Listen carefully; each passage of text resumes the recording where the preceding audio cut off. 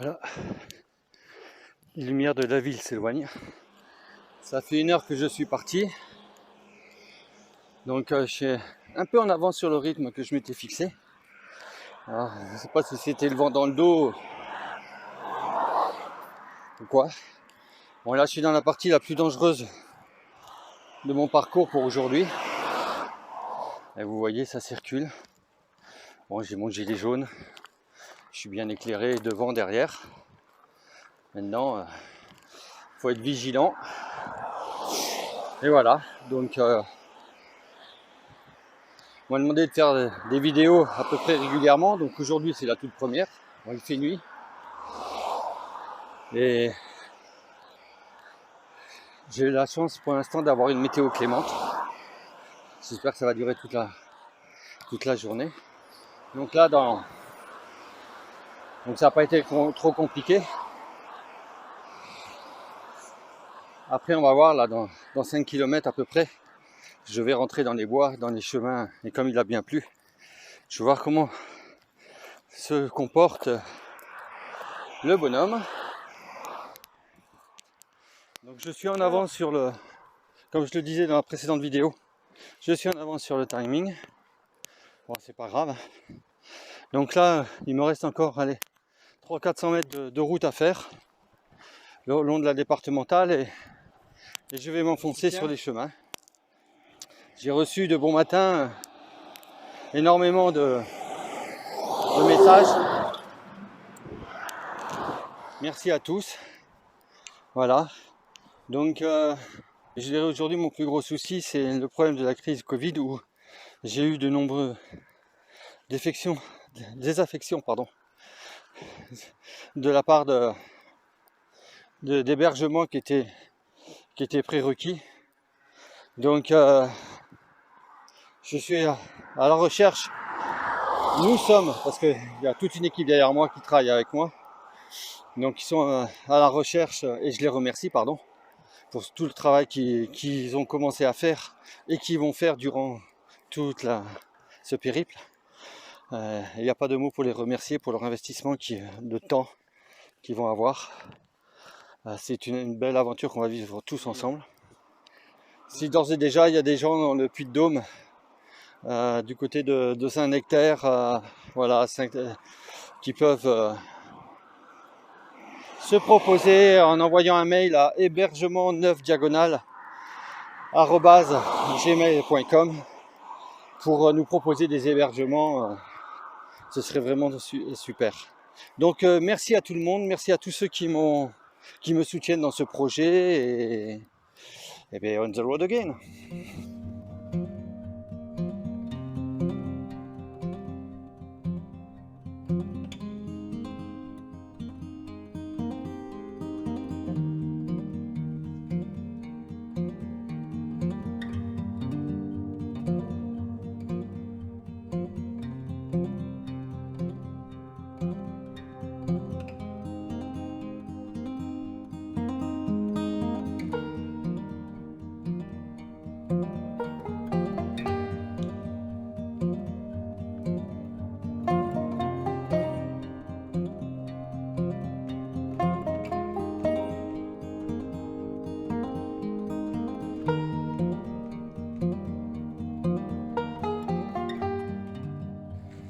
Bon, ça descend un peu, ça glisse, chemin empierré, une petite calade, mais le petit carito il suit bien, le bonhomme il glisse pas trop, et pas mécontent de mon innovation. Alors je vais vous la montrer quand même.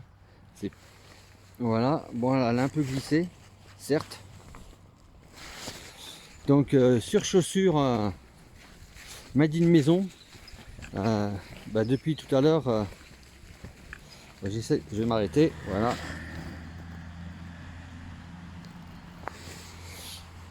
Donc depuis ce matin 6h30 je suis sous la pluie et là ça y est, ça vient de s'arrêter, il y a une éclaircie et je suis pas mécontent de mes surchaussures, même si ça peut, quand je vais passer dans les villages, les gens vont me regarder avec des yeux d'où il vient celui-là, mais mes amis qui voulaient que je parte en esclope, et ben voilà, ce sont des esclopes en caoutchouc de chambre à air. Le ridicule ne tue pas, et bien au contraire, il tient les pieds au sec.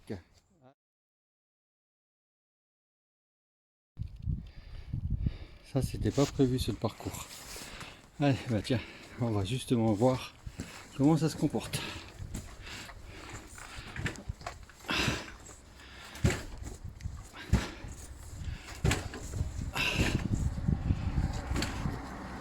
Bah, une chose, c'est pas 50 marches à monter.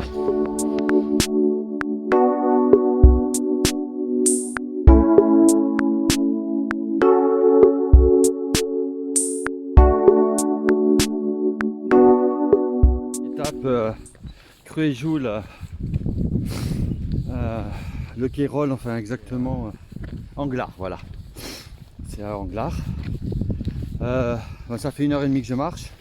J'ai été obligé de faire un arrêt technique dans le sens où il pleut, mais bon, il brune surtout, donc j'ai pas mis les surchaussures et je me suis mouillé le talon du pied gauche et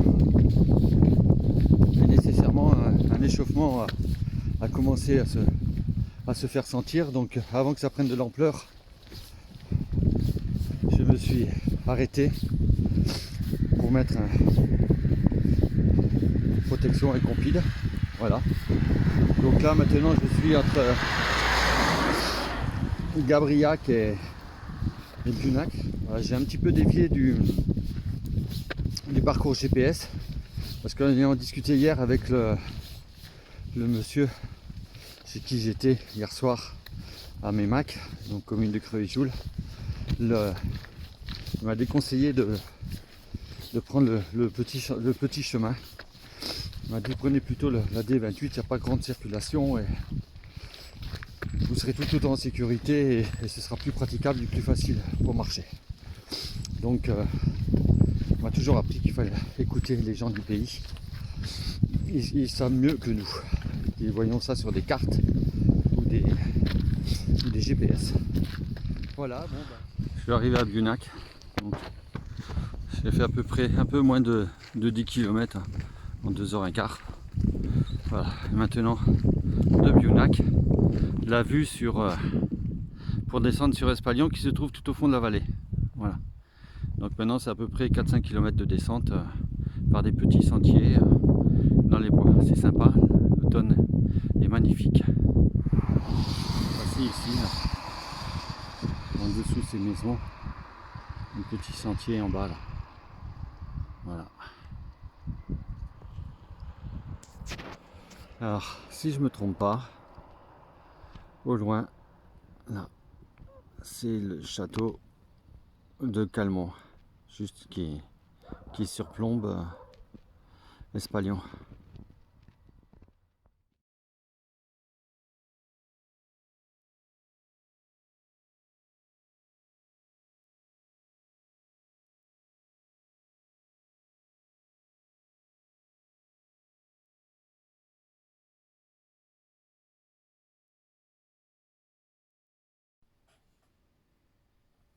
Bonjour à toutes et à tous. Donc hier je n'ai pas posté de vidéo en direct. Beaucoup m'ont appelé ou envoyé des messages pour avoir de mes nouvelles.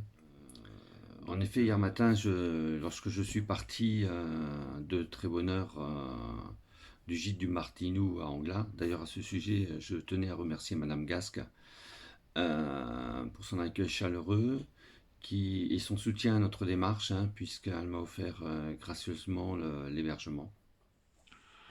Donc hier matin, dès les premières heures, j'ai été prévenu et alerté par ma famille et par l'équipe de l'évolution du Covid. Un dilemme se posait, continuer ou s'arrêter. J'ai continué donc jusqu'à l'Aïole, soit à peu près les 2/3 de l'étape du jour, en réfléchissant et essayant d'analyser au mieux la situation. En fin de matinée, j'ai pris donc la décision de m'arrêter, de faire demi-tour. L'intervention de notre chef de l'État hier soir m'a enlevé tous les doutes que je pouvais encore avoir et m'a convaincu que j'avais pris la bonne décision. La route, je la reprendrai dès que l'horizon va s'éclaircir. Afin de mener à bien ce projet, je ne peux abandonner, je ne me donne pas le droit d'abandonner, juste le devoir de m'adapter à la situation. Les souffrants de la CEP abandonnent-ils? Je vous pose la question. Ils s'adaptent de tous les jours. Aujourd'hui, il est trop tôt pour donner le top du second départ, ça c'est clair. Soit j'ai un départ, on peut reprendre la route début janvier. Donc dans ce cas, je partirai sur ce que j'ai appelé la D6 qui part donc de Menton à Hendaye. Ça, c'est la première possibilité. La seconde possibilité, c'est départ, comme c'était prévu lorsque j'ai monté le projet, un départ début avril via de Menton pour la plus longue diagonale. Donc j'ai nommé moi la D1 qui fait Menton-Brest. Voilà. Je vous remercie de votre compréhension, mais soyez persuadés que le chemin continue. Merci à toute mon équipe que je sais qui reste motivée et engagée à mes côtés. Je dirais presque devant moi maintenant parce que c'est eux qui vont faire le gros travail pour rechercher les hébergements. Donc ils sont mes précurseurs, ils vont être mes précurseurs. Et donc merci à eux. Voilà. Je vous remercie et à très vite pour des nouvelles et pour vous donner ma date de départ. Merci bien.